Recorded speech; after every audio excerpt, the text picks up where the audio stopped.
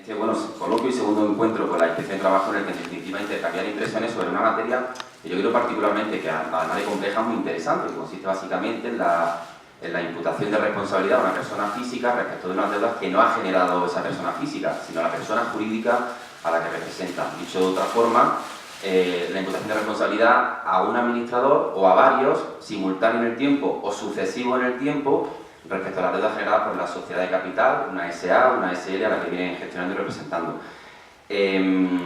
Hoy que me encuentro aquí en Granada, debo decir además que, como ustedes ya me han podido adivinar o intuir, pues bueno, mi agradecimiento es doble porque yo soy de aquí me crié, aquí estudié, aquí me formé, me dio tiempo también a deformarme en Granada y por tanto, pues mi especial agradecimiento al Consejo Andaluz y al Colegio de Abogados Sociales de Granada la invitación.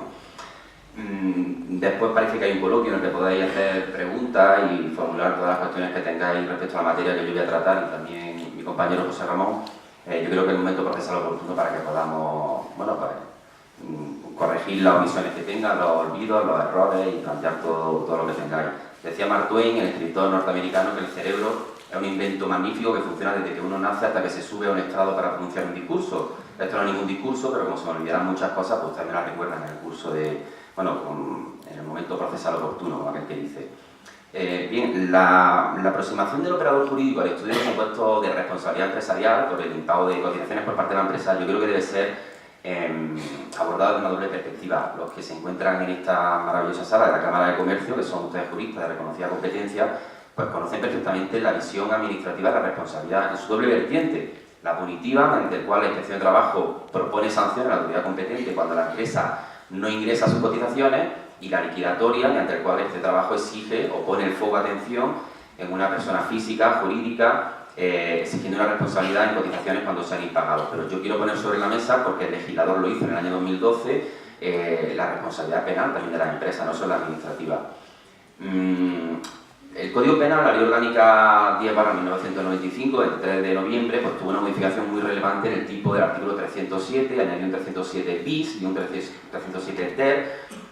Yo no voy a entrar mucho en el componente penal porque no soy tampoco penalista, escasamente me rijo como laboralista, pero sí quiero, como digo, poner sobre la mesa la responsabilidad de la empresa y de los administradores en aquellos casos en que se incurre en un grosero incumplimiento de la obligación de cotización. La Ley Orgánica 7/2012 estableció que efectivamente incurren en pena de prisión de 1 a 5 años y multa del tanto al sextuplo aquella empresa, en este caso, aquellos administradores que hayan incumplido la obligación de cotización, defraudado al sistema por acción o por omisión en una cuantía superior a 50.000 euros en un plazo de 4 años. La reforma es muy profunda, porque hasta el año 2012 yo creo que era difícilmente imaginable un supuesto en el que una empresa pudiera incurrir en un impago sistemático de cotizaciones porque la cuantía eran 120.000 euros en el término de un año. Yo, ahora que está aquí mi jefe de inspección delante, y él lo sabe mejor que yo, no se me ocurren muchas empresas de la provincia de Cádiz que pudieran incurrir en un impago en un año de 120.000 euros en cotizaciones, salvando la administración pública, por cierto. Pero en Cádiz, de luego, no se me ocurre. Ahora sí se me ocurren muchas más empresas que pudieran incurrir a partir del año 2012 en un incumplimiento sistemático de la obligación de cotizar en cuantías superiores a 50.000 euros en un término no de un año, sino de 4 años.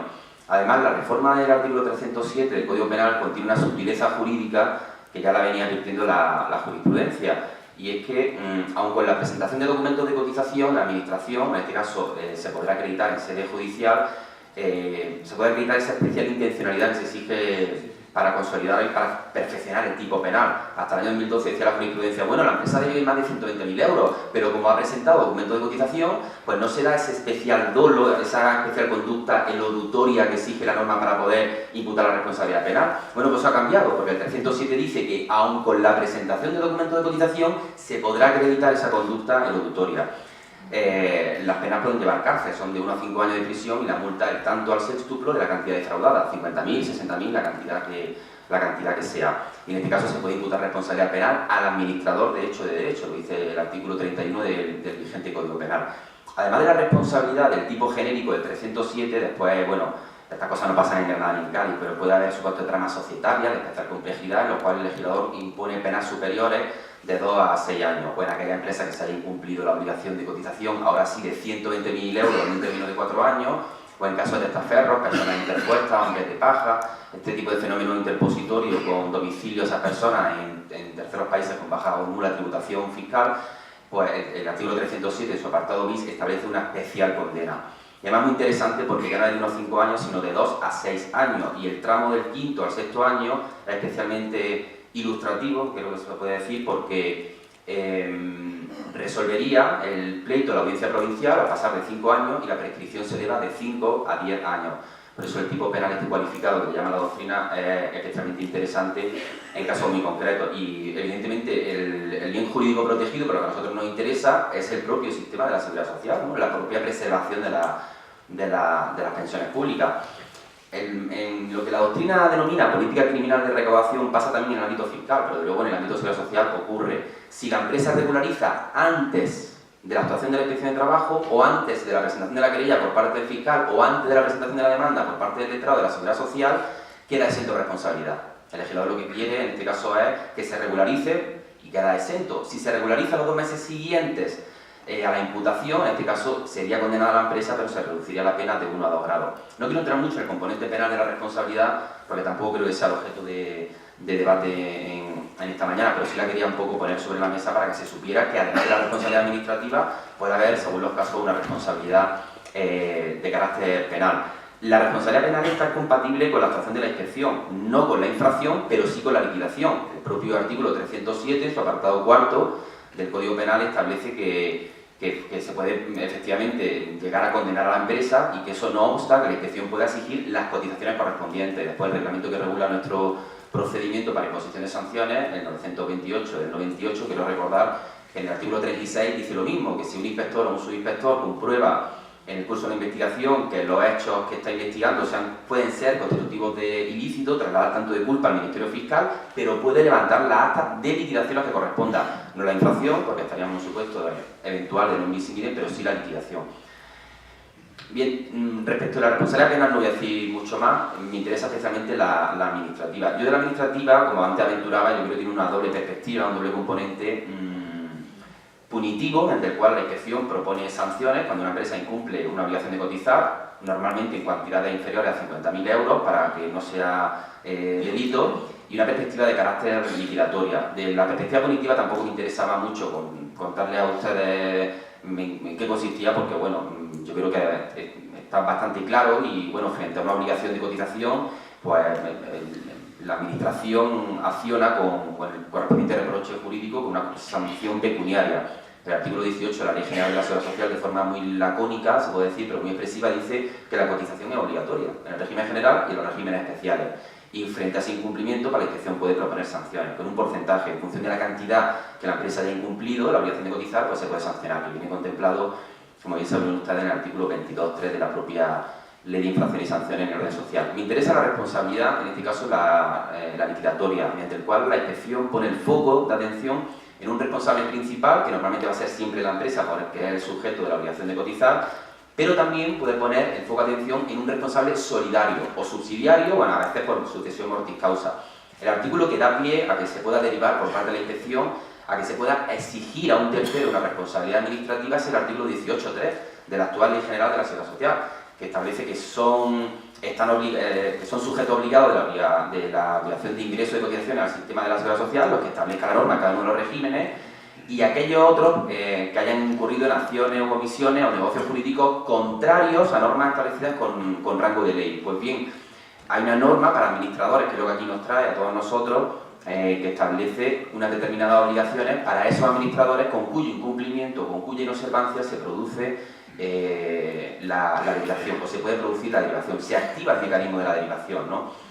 Por tanto, para que la inspección pueda exigir responsabilidad, la inspección a la Tesorería General de la Seguridad Social, según los casos, pueda exigir responsabilidad a un administrador, a una persona física, tienen que concurrir 3 requisitos claros. El primero de ellos es una deuda, evidentemente. El segundo de ellos es una habilitación legal, que la habilitación, como digo, viene en el propio artículo 18.3 de la Ley General y en la Ley de Sociedades de Capital. Una amena norma de casi 600 artículos que presupongo tendrán todos ustedes la visita de noche y que es horrorosa para estudiar. Y bueno, el artículo 367 de esa Ley de Sociedades de Capital pues establece la responsabilidad de los administradores cuando inobservan las causas de disolución de la sociedad. Por tanto, el tercer requisito es un incumplimiento del administrador. Con ese incumplimiento del administrador se activa la responsabilidad solidaria respecto a las deudas que deba la empresa. El artículo 367, que es un poco el artículo nuclear que da lugar a la responsabilidad, la Ley Social de Capital es una norma con rango de ley, es un Real Decreto Legislativo del año 2010, establece que serán responsables de las obligaciones sociales nacidas, dice la norma, con posterioridad a la causa legal de disolución, aquellos administradores que hubieran inobservado la obligación de promover ante la Junta la disolución de la sociedad. Se le impone al administrador una obligación de promover a la Junta la disolución de la sociedad. Si la Junta no se celebra, o se celebra pero el acuerdo es contrario a la disolución, lo que tiene que hacer el administrador es, el legislador le pide que dé un paso más y que inste al juez del domicilio social de la actividad de la empresa, del domicilio social de la propia sociedad, que promueva la disolución judicial, o si la empresa es insolvente, pues que promueva el concurso. Con ese incumplimiento es con el que se activa la propia responsabilidad de la persona física, al margen de la responsabilidad principal, por supuesto, de la persona jurídica, ¿no? La pregunta que cabe hacerse es, ¿cuáles son las causas legales de disolución que tiene que conocer el administrador y con cuya inobservancia se activa el mecanismo de la responsabilidad? Pues vienen también contempladas de forma muy concreta en la propia Ley de Sociedades de Capital, el artículo 363 las cuenta. Algunas son estatutarias, porque la norma hace un reenvío a lo que digan los estatutos, por tanto habría que estar en el estatuto de cada sociedad para conocerlo. Pero en otros casos, la propia ley establece los supuestos en los que el administrador debería instar a la Junta a la disolución. Son supuestos de inactividad de la sociedad, presumiéndose que hay una inactividad cuando está más de un año sin operar en el tráfico jurídico, cuando hay un bloqueo de los órganos sociales, porque no se pueden adoptar acuerdos de ninguna de las formas, ni se quieren adoptar acuerdos de ninguna de las maneras, cuando se reduce el capital social por debajo de los 3.000 euros en sociedades de responsabilidad limitada o debajo de los 60.000 en sociedad anónima, cuando hay una disminución del patrimonio de la propia sociedad, menos de la mitad del capital social, etcétera, etcétera, cuando sea imposible concluir la empresa de la propia sociedad, ¿no? La finalidad para la que estaba constituida. Esas son las causas que tiene que contemplar el propio administrador y con cuyo incumplimiento asumiría a partir de la causa y a partir de esos 2 meses asumiría la responsabilidad personal de las deudas que ha generado, no él como administrador, sino la empresa a la que representa. Por tanto, ¿qué tiene que hacer un administrador cuando la empresa a la que representa tenga deudas de seguridad social y concurra a una causa de disolución? Pues bueno, se me ocurre que lo que puede hacer es pagar. Eso es lo primero que se me ocurre. Si decide finalmente no pagar o no se puede pagar, pues entonces lo que tiene que hacer es instar a la Junta la disolución de la sociedad. La norma dice que tiene 2 meses para instar a la sociedad, a la Junta la disolución, cuando concurra una de las causas del 363 de la propia Ley de Sociedades de Capital. Y si efectivamente la Junta no se celebra o es contrario al acuerdo, pues tiene que irse al juez y pedir al juez la disolución, o si procede en los términos de la ley concursal, pues el concurso. Las preguntas que podemos hacernos en relación ahora con el administrador es, bueno, ¿todos los administradores son responsables? ¿Qué pasa si hay sucesión de administradores en el tiempo? ¿O si hay una administración mancomunada, una administración solidaria? ¿Responden todos? ¿Quién responde? ¿Qué pasa con la prescripción? ¿Durante cuánto tiempo se va a exigir esa responsabilidad del propio administrador? Y lo más importante, ¿qué deudas se derivan al administrador? ¿Las multas se pueden derivar? ¿El recargo de prestaciones? Yo creo que son preguntas que es interesante un poco plantearle y luego tratar de resolverlas, porque debe ser muy incómodo para un administrador abrir un día la puerta de casa y encontrarse una acta de liquidación de la inspección de trabajo o una reclamación de deuda exigiendo una responsabilidad que él no ha generado personalmente, pero con cuyo incumplimiento e inobservancia de la legislación sí se le ha derivado a él particularmente. Respecto de la prescripción, obviamente hablamos de cuota del sistema de la seguridad social y el artículo 24 de la Ley General pues establece que la Administración tiene 4 años para cuantificar una deuda, para exigirla y para sancionarla. Por tanto, en los mismos términos que a la empresa a la que representa, tiene también 4 años para que la inspección le pueda exigir las cuotas de esos últimos 4 años a partir de la causa de disolución. Las de antes no, las de antes las asume la empresa, pero a partir de la causa de disolución la asume, por supuesto, la empresa, pero también, por supuesto, hay por incumplir el requisito del artículo 367 de la propia Ley de Sociedades de Capital. ¿Qué deudas son derivables? Todas. El otro día me planteaba un compañero, bueno, Juanmi, ¿qué pasa con las multas? Eso se anota en el fichero general de recaudación de la propia Tesorería General. Bueno, pues la norma habla de obligaciones sociales. En principio las sanciones pecuniarias, por el principio de responsabilidad de la propia Ley 40/2015, la que se aprueba ahora mismo el procedimiento administrativo, establece el artículo 28 los principios de responsabilidad en la comisión de las infracciones, de tal forma que no sería exportable a un tercer sujeto esa responsabilidad. Por tanto, de las multas que se impongan a la empresa, va a responder o va a dar cumplir la respuesta la empresa, no el administrador. Entonces, ¿a qué se refiere? Pues se refiere a las cotizaciones sociales y a los conceptos de recaudación conjunta y a los recargos e intereses que van acompañados a esas cotizaciones sociales. El recargo de prestaciones tampoco es derivable al administrador. Sí es cierto que el reglamento de recaudación, el artículo 12.4, creo recordar, sí que establece que el recargo se puede derivar, pero hace falta una resolución de la entidad que lo resuelve, que es el Instituto Nacional, para determinar que un tercero responsable pueda efectivamente hacerse cargo de ese incremento de las prestaciones del 30 al 50% que propone la propia Inspección de Trabajo. Respecto de los administradores, ¿cuáles son los responsables? Pensamos en un ejemplo gráfico y bastante ilustrativo en relación al momento en que se inicia la derivación. Pensemos en enero de 2014. Hay una causa de disolución, el administrador la inobserva, la incumple, no se ha leído el artículo 363 de la Ley Social de Capital, no lo conoce, ni tampoco conoce la responsabilidad que asume según el artículo 367 y no insta a la sociedad a la disolución, ni tampoco lo pide al juez de lo mercantil, ni tampoco insta al concurso, incluso aun siendo insolvente. Bueno, pues del año 2014 en adelante, todas las cotizaciones generadas e impagadas por parte de la sociedad las va a asumir también él de forma solidaria. Imaginemos que en el año 2015 ese administrador cesa en la administración y ahora hay un nuevo administrador. La pregunta que hay que plantearse es, bueno, ¿qué pasa con el nuevo administrador? ¿Asume también las deudas del anterior? ¿Asume también las deudas que generó un administrador en el año 2014? Desde luego, las nuevas deudas que se generen a partir del año 2015 va de suyo que sí, evidentemente, porque se le impuso una obligación que hay observado y las va a asumir solidariamente. ¿Pero qué pasa con la del 2014? ¿También la asume? Yo creo que la respuesta debe ser positiva, por dos razones. Asume la del 2014, como el del 2016, cuando entre una nueva administración va a asumir la del 2015, la del 2014, aunque tampoco sean suyas. Yo creo que hay dos poderosas razones para posicionarse en el sí, asume la responsabilidad. En primer lugar, es que las normas se interpretan según el sentido propio de sus palabras, lo dice el artículo 3 del Código Civil. Y bueno, el 367 de la Ley Social de Capital dice que los administradores que hubieran incumplido la obligación de promover a la Junta, dicen los administradores. Y la norma no distingue entre franjas temporales entre uno y otro, por tanto, cabe pensar en que todos ellos van a asumir las deudas hasta el momento en que cesan en la administración. Yo creo que es una primera poderosa razón.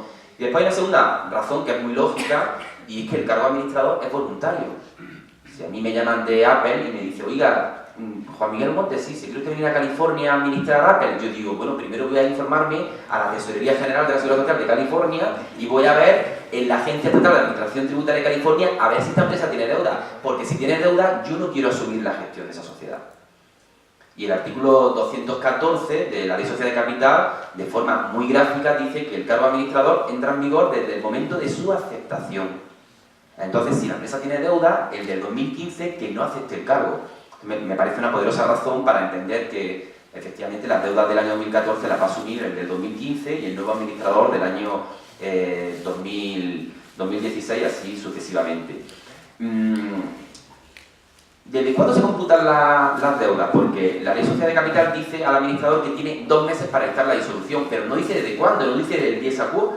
¿Desde cuándo empiezan los 2 meses? Bueno, pues la respuesta yo creo que es sencilla, depende de la causa. Depende de la causa de disolución. Si es un bloqueo de los órganos sociales, pues desde el último intento de adoptar acuerdos con otro bloqueo más en la sociedad. Si es una inactividad porque la empresa ha desaparecido, el tráfico jurídico está ilocalizable, pues desde el momento en que el administrador lo constata. Y si no se puede constatar, el legislador de forma muy inteligente, en el 363, dice que a partir del año ha salido el tráfico jurídico y se presume que ha cesado en tu actividad.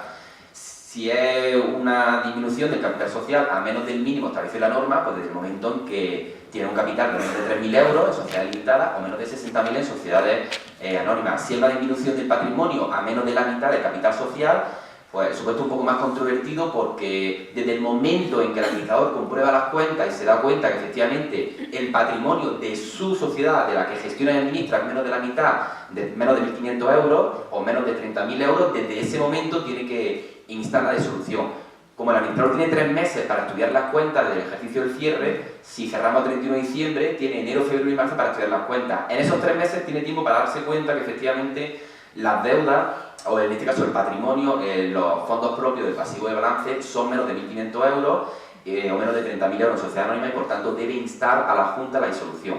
Como he dicho, con el incumplimiento de ese mecanismo se activa la solidaridad de la propia empresa.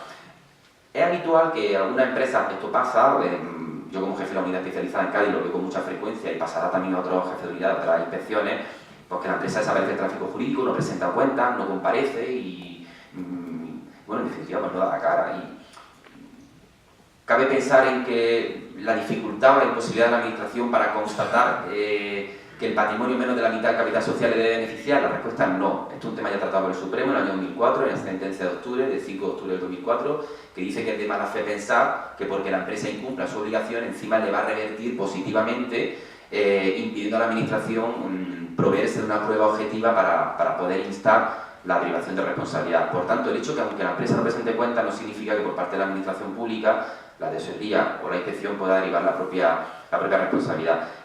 Es habitual que la empresa presente las cuentas, pues si presenta las cuentas habrá que irse a los fondos propios de la cuenta pasivo del balance, según el Plan General de Contabilidad, y ver si efectivamente esos fondos propios son menos de 1.500 euros o menos de 30.000 en sociedades anónimas.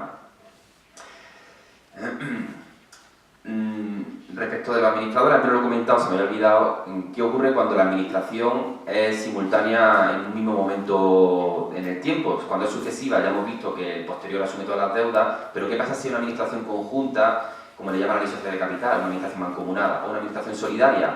Esto está claro, también es específico por parte de la doctrina y la Dirección General de la Inspección nuestra lo tiene así también muy claro, que si evidentemente hay un administrador único, asume todas las deudas a partir de la causa de disolución. Si la administración es solidaria, todos los administradores de la sociedad están facultados para ejercer todas las facultades, valga la redundancia, aunque a efectos internos diga la ley social de capital que se pueden distribuir esas competencias, pero a efectos externos todos ellos responderían. Si la administración es mancomunada o conjunta, como le llaman la ley social de capital, los actos de uno requieren la quiesencia de otro y también asumirían todos ellos las deudas generadas con posterioridad a la causa de disolución. Imagínense ustedes que yo soy administrador de una empresa, estoy en mi casa, un día abro la puerta y me encuentro el cartero y entonces me echo a temblar, como decía un compañero, se asustaba con el tema decía que se iba a ir de aquí un poco asustado. Bueno, pues piensen en el susto de recibir una carta de la inspección o de la tesorería. La pregunta es, ¿qué documento puedo recibir yo de la inspección de trabajo de la tesorería? Bueno, pues si es de la inspección de trabajo, porque es ella la que ha iniciado el procedimiento, lo que va a recibir va a ser un acta de liquidación, exigiendo una responsabilidad solidaria por el incumplimiento del 367 de la Ley Social de Capital. Si el cartero me entrega una carta a la tesorería, a mí como administrador lo que voy a recibir es una reclamación de deuda exigiéndome una responsabilidad solidaria por un incumplimiento de la obligación de cotizar de la empresa y además un incumplimiento mío de la obligación de promover ante la Junta la disolución de la sociedad. ¿Cuándo inicia uno u otro? Bueno, a efectos internos realmente si la investigación la inicia la propia Tesorería General de la Seguridad Social, pues la inspección le va a informar, le va a hacer un informe interno completando algún dato en el curso de la investigación que le haga falta, pero no va a ahondar mucho más ni va a recibir una acta de liquidación el administrador. Si la investigación la ha iniciado en la inspección de trabajo, entonces lo que se va a recibir es una acta de liquidación por el propio administrador, sin perjuicio de la responsabilidad directa de la empresa, que es la responsable de la obligación de cotización.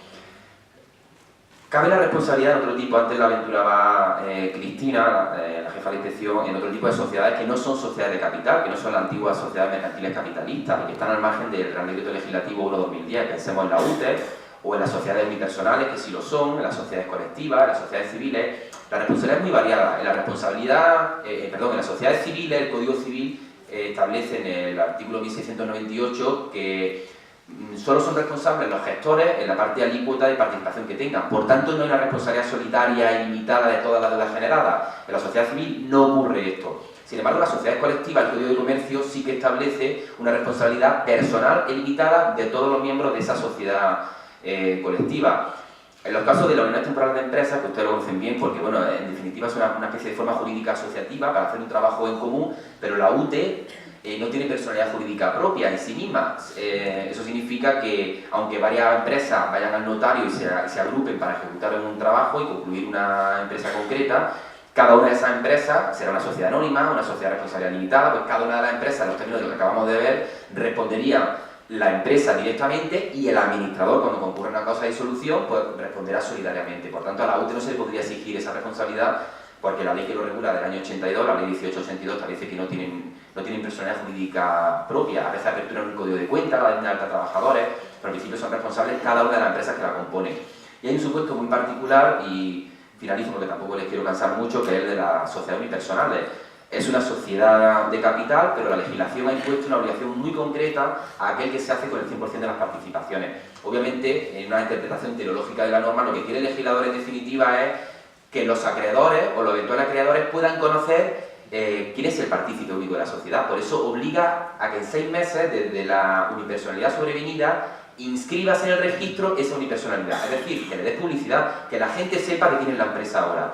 Pues bien, transcurrido el 6º mes, si no se ha inscrito esa unipersonalidad, ese socio único asume personal e ilimitadamente todas las deudas que se hayan generado a partir del 6º mes y un día. ¿Hasta cuándo? Hasta que finalmente inscriba la unipersonalidad. Por tanto, durante 6 meses desde la unipersonalidad está exento de responsabilidad y en el 6º mes y un día asume todas las deudas generadas por la sociedad. Realmente es suya, pero respondería la sociedad con su patrimonio, con su capital, pero ahora el legislador le impone una obligación, le impone una cuasi sanción directa a la persona física por ese incumplimiento de la obligación de registro. En el momento en que el administrador, al 8º mes o 9º mes, inscriba a la sociedad, pues entonces cesará en la responsabilidad solidaria y ahora solo será responsable directo la propia sociedad de capital.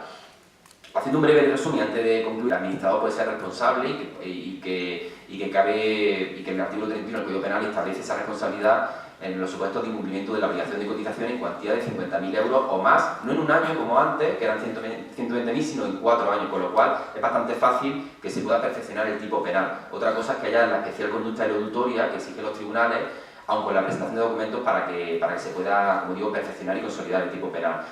Al margen de esto, de la responsabilidad penal, también hemos visto un poco así por encima la responsabilidad administrativa, su doble vertiente punitiva, proponiendo sanciones, y liquidatoria. Y también hemos anunciado que la responsabilidad liquidatoria cabe la directa de la empresa y la solidaria cuando una norma con rango de ley lo establezca a un tercer sujeto. Y en este caso nos hemos centrado en uno de esos terceros sujetos, que es el administrador.